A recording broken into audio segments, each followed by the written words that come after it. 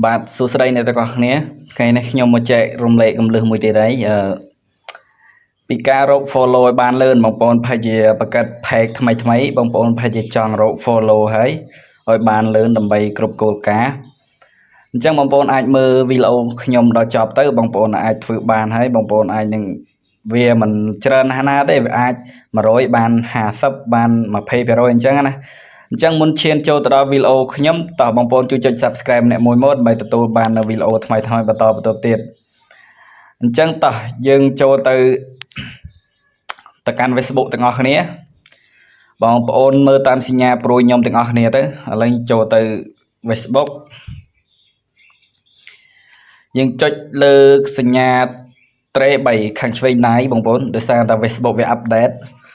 អញ្ចឹងបងប្អូនចុចលើសញ្ញាត្រេ3មក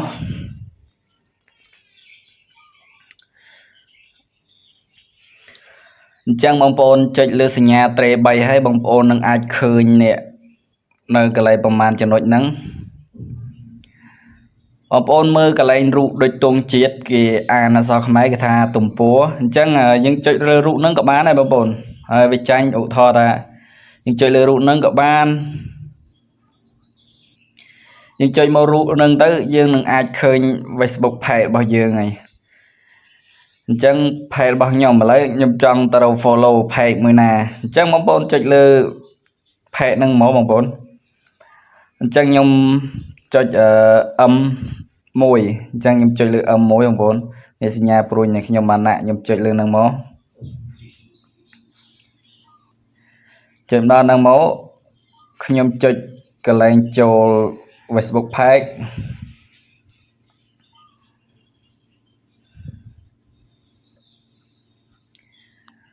ខ្ញុំធ្វើការបរិញ្ញាបងប្អូនច្បាស់បងប្អូនអញ្ចឹងមកដល់កន្លែងនេះវារៀង slow បន្តិចអញ្ចឹងជាដំបូងដើម្បីយើងរក follow ឲ្យបានលឿនបងប្អូនអាចធ្វើការបងប្អូនអាចចុចលើរូប profile មកអានេះដោយសារ page របស់ខ្ញុំទៅបង្កើតបានpage របស់ខ្ញុំបង្កើតបានចំនួន1ខែបងប្អូន1ខែតែលក្ខណៈថាខ្ញុំផុសវីដេអូរយៈបានតែខ្ទង់ 4-5 ថ្ងៃទេអញ្ចឹងដើម្បីឲ្យយើងធ្វើការអញ្ជើញឲ្យគេមក follow អញ្ចឹងបងប្អូនអាច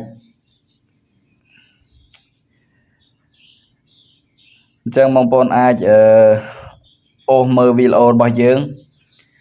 អញ្ចឹងវីដេអូរបស់ខ្ញុំភាសាខ្ញុំផុសទៅលេងបានប្រហែលជាខ្ទង់អត់ដល់10ថ្ងៃទេបងប្អូនមើលលឹងចុចលើ reel មកអញ្ចឹងមើលវីដេអូរបស់ខ្ញុំធ្វើពីគ្រឿងចាក់បងប្អូនធ្វើពីនេះអញ្ចឹងវាផ្ទុះដែរបងប្អូនភាសាវាផ្ទុះយើងកាត់វីដេអូ10នាទី5-10វិនាទីអញ្ចឹងបងប្អូនអញ្ចឹងដើម្បីយើងចង់បាន follow ឲ្យបានលឿនអញ្ចឹងបងប្អូនអាចចុចលើទាំងអស់នេះមកចុចលើនឹងមកយើងអូសចុចក្រោមមកបងប្អូនយើងអូសចុចក្រោមមកអញ្ចឹងបងប្អូនអូសចុចក្រោមមកដល់ពេលបងប្អូនឃើញ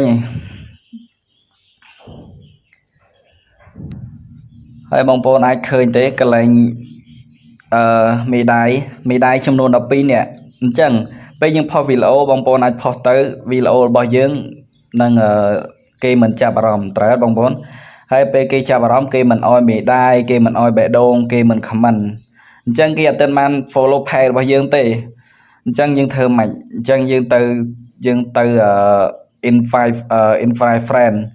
អធិស្ឋានបន្តិចបងប្អូនសារខ្ញុំនិយាយអាចខុសតិចហើយអញ្ចឹងយើងអាចចុចទៅកន្លែងមេដាយទៅហើយយើងទៅ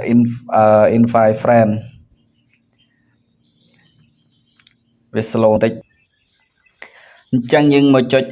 invite friend ហ្នឹងចុចការអញ្ជើញហ្នឹងយើងចុចមួយមកបងប្អូននេះបងប្អូនមើលចំណុចនេះ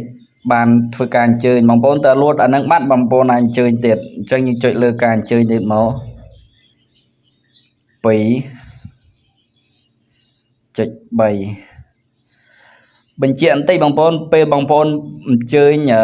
គេមកអោយតាមដាន page របស់យើងបងប្អូនអាចធ្វើការអញ្ជើញបានរយៈពេលតែ3ដងទេក្នុងមួយថ្ងៃអញ្ចឹងមួយថ្ងៃហ្នឹងបងប្អូនអាចអញ្ជើញបានតែក្នុង